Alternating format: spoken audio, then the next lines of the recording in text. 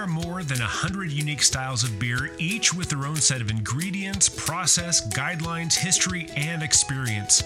If you're a beer lover, an industry leader, or somewhere in between, a better knowledge of beer style will improve your life and your work. Welcome to A Sense of Beer Style, essential beer style training for those who want to lead in food and beverage. I'm Julia Herz. And I'm Jeremy Storton. We're advanced Cicerones, beer judges, home brewers, and we're excited to guide you through the vast and wonderful world of beer styles. Let's talk about appearance. We're going to keep on working through the using the BJCP as a guide on this. But when we the first thing we do is we look at a beer. We're going to notice, number one, the color. That's going to be one of the things that we notice first of all. And for me, in another episode, we talked about vital statistics. We talked about the SRM, or Standard Reference Method, or EBC, European Brewery Convention, if you're outside the U.S. We basically talked about the color and what that means.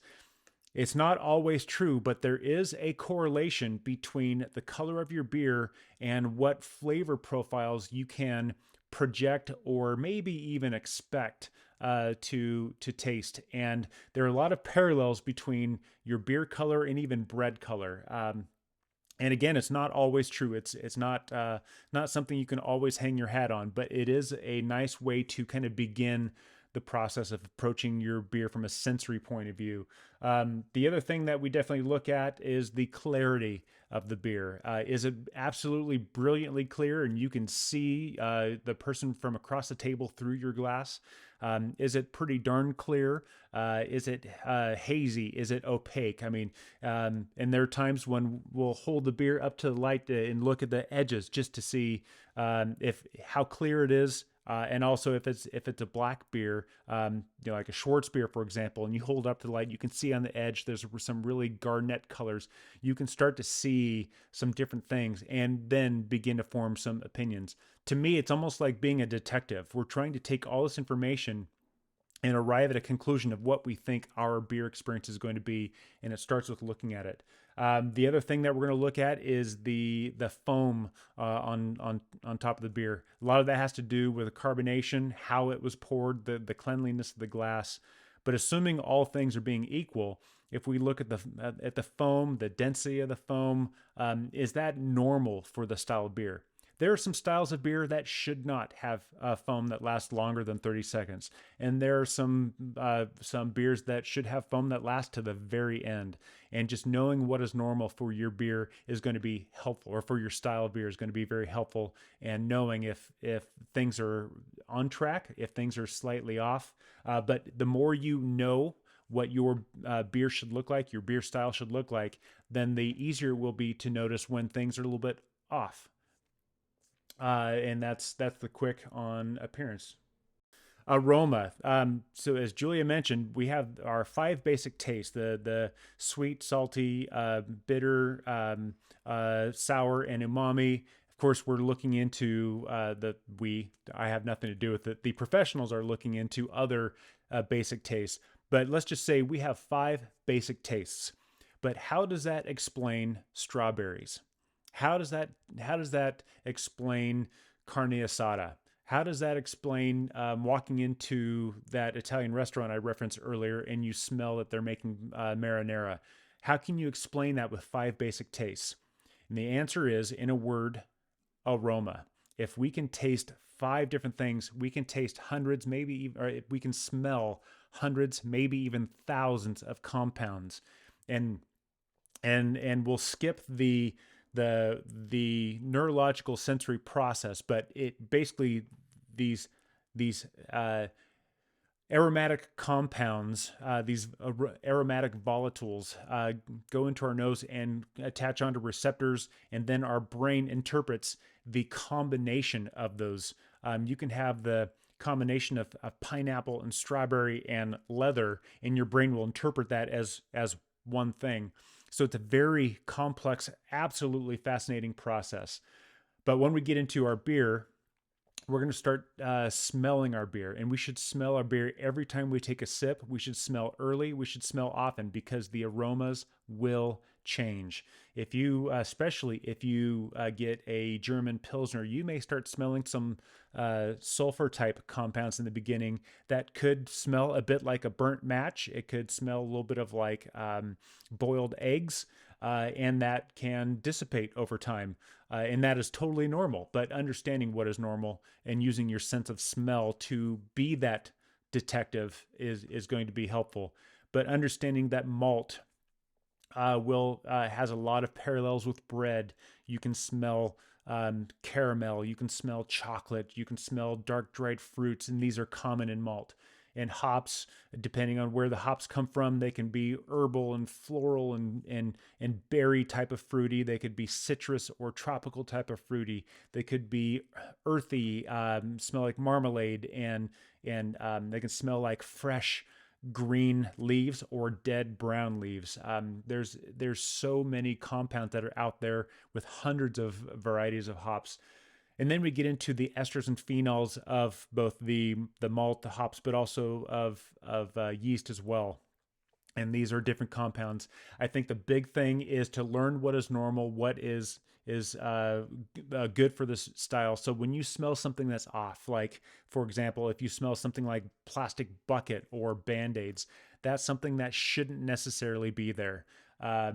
And that's where using your sense of smell, knowing what the style should be, then you can detect, is this good? Is this fresh? And are there any problems? Should I serve this to my guest? And should we recommend something different? So you can use this power of smell to your advantage, not only to recommend something good, but avoid something bad. And that's all I have to say about aroma. That's great. And I feel like I've kind of covered taste in the basic taste already. What I'll kind of do is pivot though in the approach to this topic. Tasting tableside, if you're judging beer, for example, I want to riff on that for a moment. I mean, Jeremy's heard me say this, but I'm 100 pounds in a wet towel, less on a light day. I mean, I'm a very petite statured woman. And if I sit down to judge beers at Great American Beer Festival, which I've done for more than 10 years, I'm often the only judge spitting in the cup. Here's my technique, though, on tasting. First of all, what Jeremy just overviewed for aroma, I go for aroma and appearance first, right? Document appearance gets my head in the game for what's in the glass. Then I calibrate by aroma, and then I taste, and then I go back to aroma to see how things have changed, as well as taste again. But when I taste, in a day where, you're judging 10, 12 beers at a time each flight, if you do 4 flights in a day, 5 or 6 flights in a day, that's a lot of beer. I will have maybe by the end of the day drinking, a half pint to a pint, because I will sip it, ingest the minuscule amount, most minuscule amount possible, milliliters, right? Very, very little amounts, and then have a spit cup next to me and spit. The difference between wine judging and beer judging, and this is a whole topic for a whole nother day, is very, I think, significant. One thing that beer judges will argue, though, is really to perceive the bittering agents. You need to actually ingest the beer. And so I do ingest a little bit, but not the full amount. And therefore, I'm ingesting less alcohol. So that's a good one to kind of put at. And then also, as the temperature changes, the beer flavor will change as well. So I think that's important. In sensory tasting, if you've sat for any of the tests and you get served off flavors, sometimes it takes, as the volatile compounds will volatilize up and out of the glass and the temperature warms up, then bam, your mind can kind of really dial into it. So as time elapses when you're tasting beer, give yourself a chance for that beer to warm up. Just if you're served a imperial stout or whatever, that beer is really going to change over time, and you're going to get a lot more essence of what it's about. And then Jeremy, we definitely covered mouthfeel on our list, so I'm going to toss it back to you for associated flavors, pertinent negatives, and then take us home. Yeah, and I want to throw something in for taste real quick. I think is valuable. We actually have discovered that we actually have taste buds in some very unexpected parts of our body, not just our mouth and throat. And so, as you're alluding to, we do need to swallow the beer, which so that we can taste different aspects of it. And I just want to throw out two terms that I think are valuable. The way that we all taste anything is, there's a fancy word for it called orthonasal, and that's where we put something in our mouth, we taste it, then we swallow it, done. What we need to start doing as professionals is start employing our retronasal, and that's where, as Julie was talking about, you ingest even just a little bit. If you're petite and you don't want to get drunk by the end of judging at GABF, then you taste just a little bit and then you exhale through your nose. And it's almost like, for me, that's like getting taste in stereo. If you're doing orthonasal tasting, then you're just getting out of it from one speaker. When you taste your ortho and your retronasal passages, then you're getting surround sound taste experience. And that's important so that you can gather as much information as you can, like I said, so that you can then use it for professional powers of good and help get rid of the bad beer. And so that's just something I think is valuable to throw out there. For me, when I go through the tasting process, both professionally, even judging, again, we're going through, what does the beer look like? I'm smelling it early. I'm smelling it often. I'm smelling it every time I bring it to my mouth. And sometimes I'm smelling it without bringing it to my mouth. Because the flavors change, especially as it warms up. The aromas change as it warms up. And so I want to see how this beer changes. And then mouthfeel, like you said, you mentioned that, and that's just another part of it perceiving. So when we put all this stuff together, we get an overall picture of what this beer is trying to tell us. For me, back in my earlier days, I did work in the medical field. And so I brought some of that experience to this. And one of the things I added to this list that is not on a list, but the list that I have, is I'm looking for associated flavors. And those are flavors that are there, but they shouldn't be there. And the better you understand these styles, then the more you can catch these. And a good example would be, for example, a German Weiss beer. You will have banana, you will have clove, and it's pretty common to have some bubble gum, but you should not have that struck match flavor. It's in Belgian beers, it's common to have that bubblegum flavor, but you should not have that in English beers or American blonde. But if you're tasting bubblegum, it's not an undesirable flavor, but if you know the styles, you should know that I'm tasting something that's not typical for the style. What's going on here? The opposite of that would be the pertinent negative. It's something that should be there, but just isn't.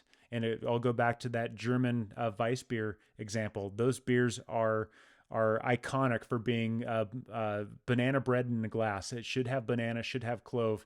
If you're missing either one of those, then something is really off. If you're tasting a Belgian beer and there are no phenols whatsoever, then something is off.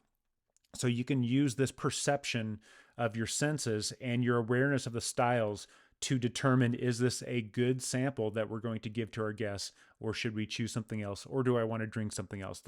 The more you are aware of this sensory experience, the more you can use it as a tool in your toolbox.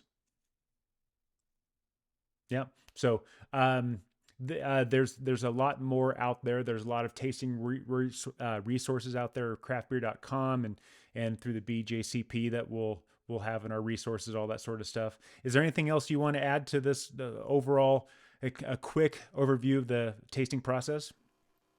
No, I think it is time to take us home, because we could go further, and you will, down the rabbit hole of this great topic. Yeah. There's so much to get to know, physiological wise, how we taste and perceive. And Jeremy triggered it. Perception is personal, right? So that's really a whole nother topic. Is my apricot might be your peach, right? My too bitter might be not bitter enough for you. My too spicy might be not spicy enough for you. So it's a personal topic.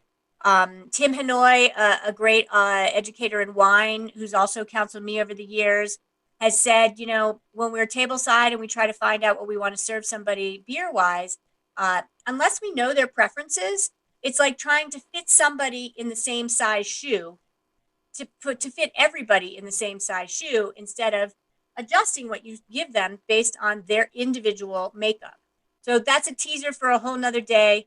I think we've done a great job, at least in higher level, certainly a little bit lengthier time, but what a fun show. Trying to talk about tasting like a pro, if you're really going to dive into the topic, understanding how the brewing process really gets to flavor and contributes to flavor.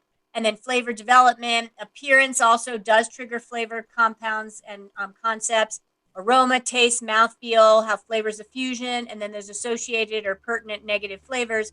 All very, very important stuff on this awesome, amazing topic. And yes, we will share resources for you to continue to dive deeper. But until next time, cheers. Cheers. Thank you for listening to A Sense of Beer Style, the essential beer style training for those who want to lead in food and beverage. With advanced Cicerones, me, Julia, And me, Jeremy. Tune into the next episode as we continue exploring the world of beer styles and what to make of them. We encourage you to listen to the Prepisodes to build your foundation and better understand beer styles. And before the next episode, I'd like to ask you to review the show and let us know what you'd like featured in upcoming episodes. Until next time, here's to you and your sense of beer style. Thank you for listening. Cheers.